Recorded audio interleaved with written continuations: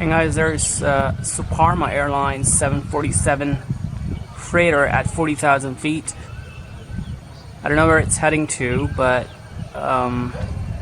ironically it's at 40,000 feet and yet not leaving contrails, which is a little weird, but it does happen sometimes actually. So, oh, did you just see that?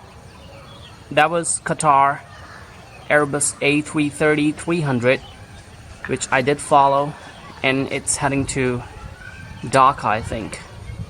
But there is the Queen. Look at that, 40,000 feet. Beautiful.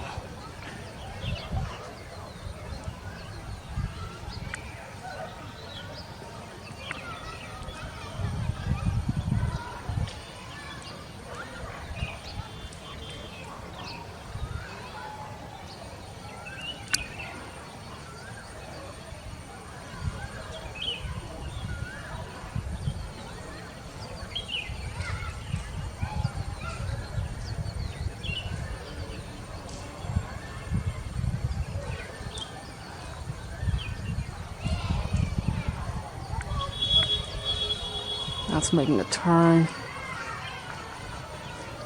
40,000 feet. I think this is B1430 or 1340 or something.